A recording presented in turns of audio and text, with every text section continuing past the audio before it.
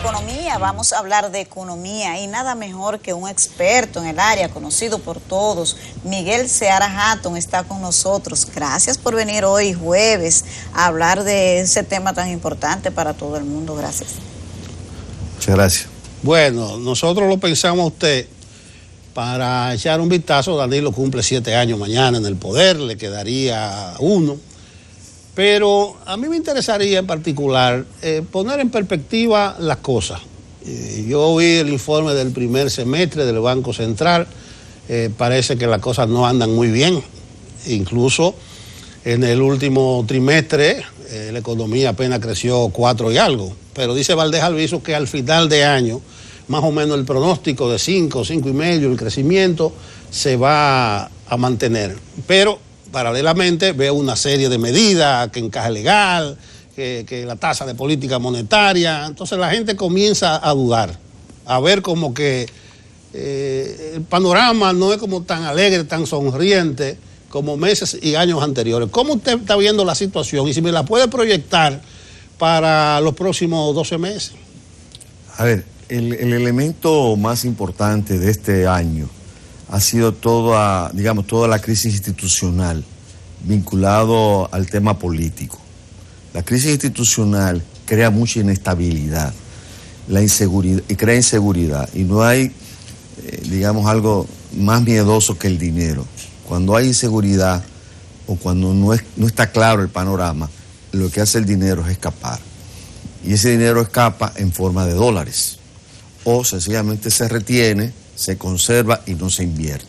Entonces esos son factores que te determinan un frenón en la economía. En un año electoral, en el escenario que estamos viviendo ahora, esta incertidumbre dentro del partido oficial, las elecciones no tienen por qué ser traumáticas en ningún país. Yo he vivido en países donde el día de la votación tú ni te das cuenta, le dan 2 o 3 horas a la gente para que vaya y vote. Y ya, y se acabó. Y no pasa nada, hay algún letrerito en la calle, no hay esos grandes pancartas ni nada de eso. Entonces, aquí desafortunadamente siempre las elecciones, o por lo menos estas, vuelven a ser una fuente de mucha tensión social. Y de todo el tema vinculado al cambio de la Constitución y todo esto, porque en un país la Constitución, es la piedra base de la institucionalidad. Y si una Constitución puede modificarse tan fácilmente y tantas veces, eso se refleja en todo el marco institucional del país. Entonces, como eso se refleja ahí, pues obviamente hay inseguridad y el dinero se retrae. Y eso es lo que estamos viviendo ahora. Hay presión sobre el tipo de cambio. Hay disponibilidades si uno va a comprar cantidades pequeñas, pero en la medida que quiere comprar más, tiene que pagar sobreprecio. Volvió a aparecer una prima adicional a los montos y que estamos viviendo una cierta forma de restricción cambiaria en estos momentos. Y eso es una tensión que puede durar todo este periodo. Además, hay el temor de que el gasto fiscal se dispare. Hay una situación fiscal muy complicada en el país, la veníamos teniendo, ¿no? Y esa situación fiscal luciría que con la presión de gasto que origina en una campaña electoral, como ocurrió en el año 2012, donde el déficit público alcanzó el 6% del producto, pues hay temores similares en este momento. Entonces, la presión fiscal se manifiesta en un déficit público, en un aumento del gasto descontrolado, en un escenario en donde la deuda está llegando a proporciones muy grandes. En los primeros 181 días del gobierno se endeudó a un ritmo de casi 1.000 millones de pesos diarios. 1.000 millones de pesos diarios en los 181 días. Era 19 millones de dólares diarios. Ese fue el ritmo de endeudamiento en los primeros 181 días del gobierno. ¿De la gestión que comenzó en el 12 o la del...? No, de este, ahora. De estos, estos son los primeros 181 días de este gobierno, de este año, ¿no? Correcto. El ritmo de endeudamiento fue de $1.000 millones de pesos diarios, que es equivalente a alrededor de 19 millones de dólares. ¿En qué tiempo? 19 millones en diario se estaba endeudando con 19 millones de dólares diarios en los primeros 181 días. ¿Y cómo va entonces el tema de la deuda con relación al PIB? ¿Qué monto del PIB se está dedicando al pago de deuda? Actualmente la deuda representa aproximadamente como el 50 y pico, 50.5, 50.4 según el cálculo oficial. Según el cálculo del fondo y de Fitch Rating, que es una agencia evaluadora que acaba de publicar recientemente, está en 57%. Porque el Banco Central no considera un conjunto de compromisos que tiene... ni Hacienda ni el Banco Central considera un conjunto de atrasos y de compromisos que tiene el Estado, como es el fideicomiso red vial, como es el tema de del sector eléctrico, ¿no? Y otros renglones de gasto. ¿Y qué es ahora el problema no es tanto el monto de la deuda en el producto. No ese es el problema. El problema es los intereses que hay que pagar. Si el gobierno pagara todos los intereses que tendría que pagar, sería equivalente al 30% de los ingresos tributarios. ¿Y cuál es el límite? ¿Cuál sería el monto, el porcentaje correcto que se pague de deuda y de interés con relación al PIB? Bueno, no con relación al... Ahora mismo los intereses con relación al PIB serían alrededor de 4%, que es una cifra muy elevada. Pero con relación a los ingresos tributarios, o sea, tú pagas deuda en relación a tus ingresos, porque es el Estado quien paga esa deuda. Entonces, si tendrías que dedicar el 30% de tus ingresos, piénselo cualquier ciudadano, que dedique el 30% de sus ingresos a pagar intereses de su deuda, no el capital, intereses, ese negocio no es viable. Ahora, ¿qué ocurre? Que el gobierno se está endeudando para pagar esos intereses, porque no le está pagando al Banco Central. Entonces el Banco Central tiene que endeudarse para cubrir el no pago que le hace el gobierno central al Banco Central. Pero además, el gobierno central está efectivamente sacando el 23% de sus ingresos. Ahora, de sus ingresos tributarios para pagar intereses. Ahora, la fuente de en teoría, ¿no? Lo que se llama el saldo primario es de donde sale el ahorro para pagar los intereses. ¿Ok? Ese saldo primario ha sido negativo en los últimos 10, 12 años. Y ha habido algunos años que ha sido positivo, pero muy, muy ligero. Entonces, ¿eso qué significa? Que el gobierno se tiene que endeudar para pagar intereses. ¿Me entiendes? Eso es como coger una tarjeta de crédito, los intereses de una tarjeta de crédito y pagarla con otra tarjeta de crédito. Entonces, eso es uno de los grandes desafíos que tiene ahora mismo la economía dominicana.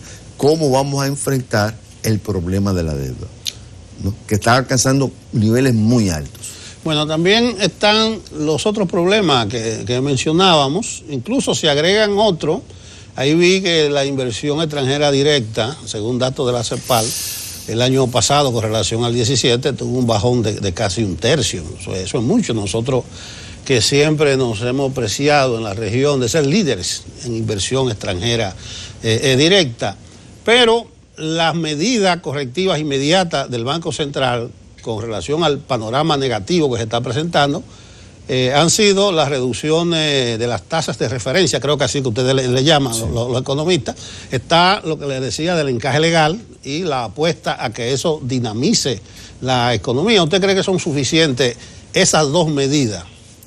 Bueno, a ver, la lectura que hay que darle a ese tipo de medida, cuando baja la tasa de interés, yo tenía un profesor que siempre me decía, no te preocupes cuando esté aumentando la tasa de interés. Empieza a preocuparte cuando esté bajando la tasa de interés. Porque eso significa que se está desatando una fuerza recesiva de paralización de la economía, ¿no? Entonces, lo que hace el gobierno, ¿por qué bajar la tasa de interés? Para abaratar el costo del dinero. Esa es la idea, ¿no? Y que se pueda dar más inversión. Pero eso es una señal muy clara de que el Banco Central está percibiendo que la economía se está frenando, ¿no? Y por lo tanto, intenta reactivarla poniéndole esteroides, digamos. Y esos esteroides son aumentar el crédito y bajar las tasas de interés. Yo no estoy seguro del impacto que pueda tener eso en esta situación de incertidumbre, porque muchos de esos pesos puede tener vocación de convertirse en dólares, de coger dinero prestado y ir a comprar dólares, porque hay una expectativa de que el dólar puede seguir subiendo. Entonces, en ese caso, tengo una presión, más que nada por el tipo de cambio. Así que todavía yo creo que habría que evaluar al final cuánto aumentó el crecimiento de la economía. Por lo menos en los últimos 2 meses la economía no se ha sentido que se ha levantado, al contrario, las cifras lo que indican es que se ha frenado un poco. Pero los 34.000 millones del encaje legal, eso sí viene a constituir una inyección. Es una inyección, pero no necesariamente se convierte en una inversión. Sí, la economía recibe el dinero, ¿no? Pero ese dinero, lo que te decía anteriormente, lo pueden coger para cualquier cosa. Se puede convertir en dólares, que es una de las cosas que se quiere evitar. Recientemente el Banco Central reconoció que había una situación de ralentización de la economía, ¿verdad? En su experiencia, en los años preelectorales, el comportamiento de la economía que hay ahora, con el tema del dólar, eso del crecimiento, ¿es igual a como ha ocurrido en otros procesos o tiene alguna...? No, porque ahora el problema es institucional, o sea, ahora hay una incertidumbre por la volatilidad del marco institucional. Yo lo escuché a ustedes hablando de que está una nueva reforma constitucional. ¿Eso qué es eso? Resquebrajar la institucionalidad del país por una persona. No, incluso Valdés Albizu, cuando dio datos preliminares del semestre, habló de factores coyunturales. Él no lo detalla, pero todo el mundo sabe cuáles son esos factores coyunturales que han incidido en esa situación. Claro, o sea, si esto se prolonga y si hay una reforma constitucional, otra vez, pues podemos generar una debacle económica, porque a veces pensamos que las instituciones no tienen nada que ver con la economía. No, porque el capital, para crecer y acumular, necesita seguridad y necesita estabilidad. Pero ¿por qué se generaría una debacle económica? Si la situación que se vivió reciente políticamente era porque se supone que se quería una reforma para la reelección del presidente Danilo Medina, pero si se hace una reforma ahora no sería para reelegir al presidente. ¿Por qué vamos a hacer una reforma nueva a la Constitución? No, está bien, puede que no estamos de acuerdo, pero que el planteamiento, aunque se haga la reforma, no es con el mismo objetivo. Bueno, lo que pones en jaque es la institucionalidad del país, porque no hay un referente. Imagínate tú que cada vez que un presidente quiere que se cambie una constitución para beneficio personal, se haga eso. Ese es el mensaje que estamos transmitiendo. Eso lo entiende la inversión extranjera. El capital se siente cómodo con una situación en donde podemos cambiar la base, el gran acuerdo nacional que es la Constitución. Mal o bueno, yo no soy abogado y no te puedo decir si está bien o está mal, ¿no? Pero es claro que eso expresa una debilidad de nuestras instituciones. Eso vincúlalo a lo que ha pasado con Odebrecht. Eso vincúlalo con el problema de impunidad y de corrupción que ha caracterizado. Si tú coges los indicadores internacionales de institucionalidad, la República Dominicana aparece en los peores lugares. Entonces, algo te está diciendo eso. Entonces, que no podemos mover tanto nuestras instituciones. Nuestras instituciones no son firmes. Tenemos un problema.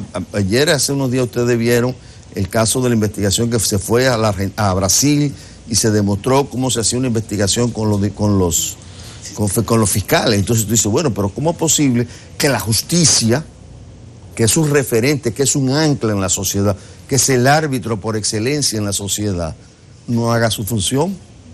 Pero hay un factor que ayuda, y es que no existe la incertidumbre de que pueda haber un cambio en la realidad política, económica, que implique que no se sigan cumpliendo las reglas de juego. ¿A qué me refiero? O sigue el PLD o viene el PRM, pero el inversionista, la gente que tiene su dinero, sus recursos, no tiene la aprehensión de que aquí pueda haber un cambio que implique cambiar las reglas del juego. No, las reglas fundamentales. Nosotros somos el orden está garantizado. O sea, porque ahora, si Abinader llega, no creo que vaya a ser algo distinto que mantener los pilares fundamentales de la economía, de mercado, etcétera, etcétera. Sí, entonces, por eso le digo, no debe haber más incertidumbre de la cuenta. No, es que el problema es mucho más cercano. ¿Qué vamos a hacer con el déficit? ¿Cómo vamos a resolver ese problema? ¿Cómo vamos a ponerle un freno al endeudamiento? Ese es el tipo de problema que tenemos que enfrentar. Porque, fíjate una cosa, tú necesitas una reforma fiscal. Yo creo que eso todos estamos de acuerdo, que se necesita una reforma fiscal. Pero tú eres capaz, digo, en sentido claro, figurado, de poner un centavo más de impuestos. ¿Ustedes aceptarían un centavo más de impuestos si no están seguros de que su dinero va a ser bien utilizado? ¿No? Y con todo, ¿para qué ha servido el déficit fiscal y la deuda? Hay muchas cosas que han sido necesarias, pero hay muchas cosas. ¿Con qué se financió los sobornos de Odebrecht? No fue el dinero de Odebrecht que trajo de Brasil, es dinero de aquí que se le cobró al pueblo dominicano para repartírselo a un grupo. ¿Me entiendes?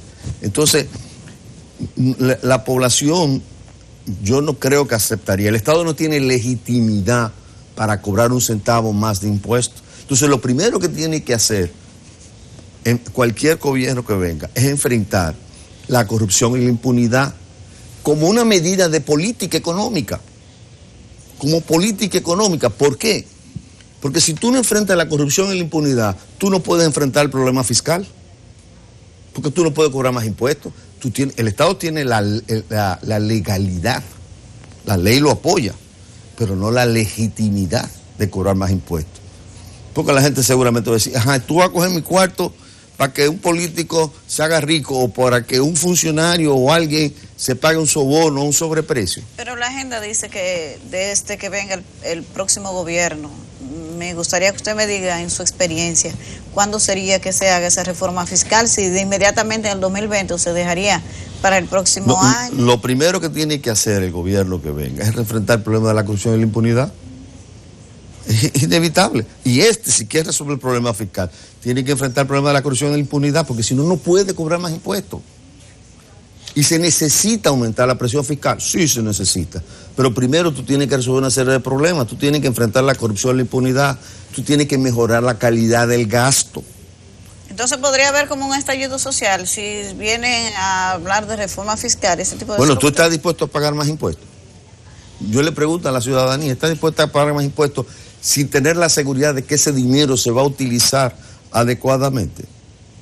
Pero es la pregunta. Hay otros asuntos que potencian la preocupación y la incertidumbre, mucho más allá de poder transparentar la vida pública, y es el entorno internacional, como ¿también? Suelen ustedes llamarle. El Banco Central lo ha mencionado. Yo leí ayer un artículo de Financial Times que dice que vamos hacia una recesión económica mundial y señaló realidades de muchos países. Entonces, en lo que nos toca a nosotros, ese entorno internacional es más adverso y es preocupante. Entonces, ven también ahí en el análisis esta guerra de aranceles, Estados Unidos, la moneda china y nosotros en el medio. Imagínate tú, nosotros con una presión fiscal muy grande, con un pago de intereses que tenemos que hacer, llueve, truene o ventee, porque los intereses hay que pagarlos, ¿no? Y en adición a eso, que se presente una crisis mundial que haga caer el nivel del producto, el crecimiento del producto, eso nos va a afectar las remesas, nos puede afectar el turismo, no puede afectar los ingresos de divisas, la inversión extranjera directa, y nos puede afectar por el lado que más nos duele, que es los ingresos de divisas. Esta economía para funcionar necesita divisas. Entonces, eso se asuma a todo este volcán interno que se ha venido desarrollando. El problema tiene solución, pero hay que tomar decisiones, sobre todo a nivel institucional, fuertes, como enfrentar el problema de la corrupción, de la impunidad, mejorar la calidad del gasto. Yo estoy haciendo un ejercicio ahora y estoy revisando como 6.250 líneas de gastos. Y ahí yo me he encontrado que hay alrededor de 104.000 millones de pesos que no hay forma de explicar, o sea, saltos que dan. O sea, si tú voy a poner un ejemplo para que me entiendas. Digo, el gasto del gobierno. El gasto del gobierno. Tú tienes, por ejemplo, que hay del 2014 al 2018, voy a poner un ejemplo, ¿no? Tú estás gastando 10, y de pronto en el presupuesto del 2019 saltas a 1.000. Tú dices, ¿por qué?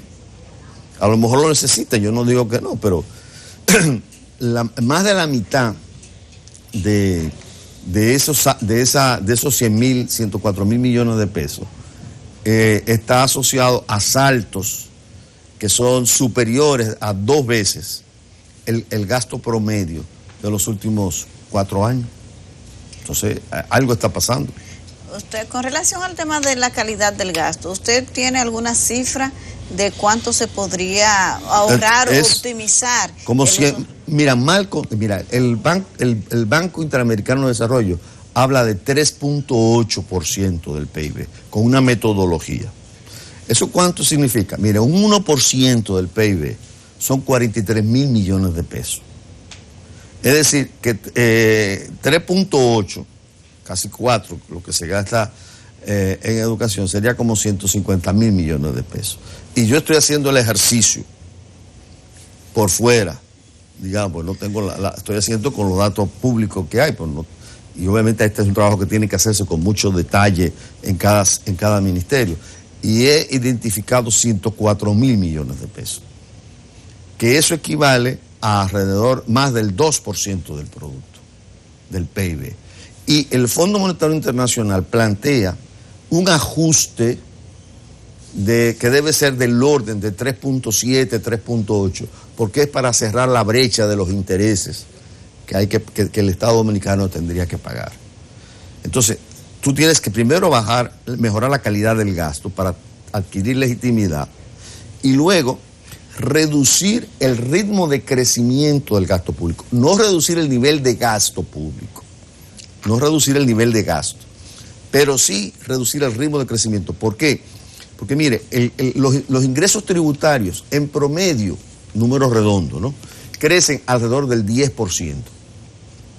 Ahora, ¿qué pasa? Que los gastos están creciendo al 10 o más del 10.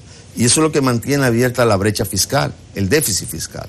Entonces, la forma de cerrar ese déficit es que el gasto crezca, pero crezca en 5%, para ir cerrando la brecha de manera tal que en 3, 4, 5 años tú puedas cerrar la brecha y mantener la señal de que estás haciendo algo para enfrentar esta carrera de endeudamiento, porque tú no puedes tener estos niveles de endeudamiento permanente.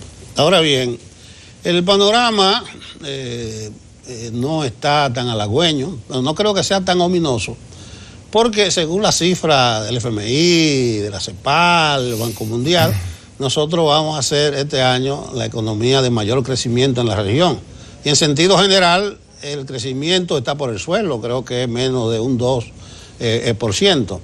Entonces, en ese... Te digo algo. Sí. República Dominicana ha crecido desde 1950 a más del 5% promedio anual, con muy poca volatilidad. Somos el 6º país con menos volatilidad. O sea, el fenómeno del crecimiento no es exclusivo de este periodo. En el periodo Balaguer hubo un momento que creció a 11%. Y desde 1950 estamos creciendo al 5%. Pero ese dinero sí se ha distribuido mal. Se ha distribuido porque mal. Ese es un tema pendiente. Ese es un tema pendiente. Técnico del PNUD, ¿cómo hacer que ese crecimiento ya por fin impacte en los niveles de desigualdad? Tenemos un problema de diseño del crecimiento. En el fondo, la economía crece en sectores que no generan empleo. Y los sectores en los que crece son intensivos en informalidad.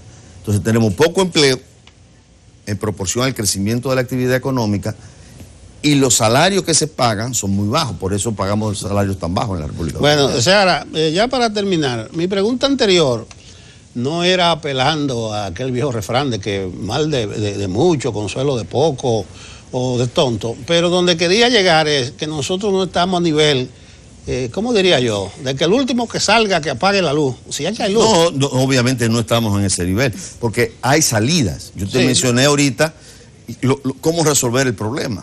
O sea, enfrentar la corrupción y la impunidad en primer lugar, para tener legitimidad, resolver el problema de la calidad del gasto, hacer que el gasto público crezca a la mitad de lo que crecen los ingresos tributarios para cerrar la brecha fiscal, y luego establecer criterios claros, medibles y objetivos de para qué nos vamos a endeudar. No nos podemos endeudar ni para pagar intereses ni para resolver gastos corrientes.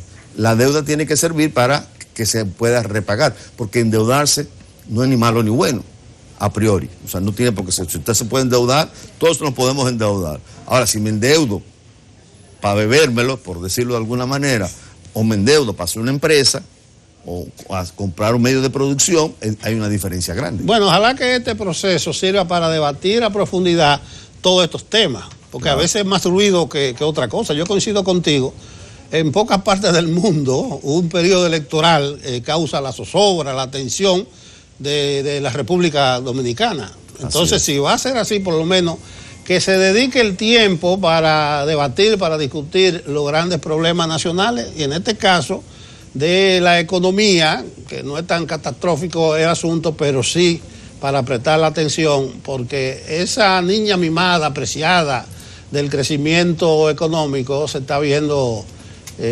amenazada en estos momentos. Gracias, Seara, por tu participación. Un placer. Y esperemos que el año próximo nos depare muchas cosas nuevas, que llegue la tan pospuesta reforma fiscal y que avancemos un poco en institucionalidad, en democracia y en transparentar la vida pública. Terminé como los pelitos y yo tirando un discurso aquí. Bueno, la gracias a Miguel Seara Hatton, economista, que nos ha hablado de la actual coyuntura económica en un intento de ponerla en perspectiva para el año próximo. Nosotros continuamos con Enfoque Matinal.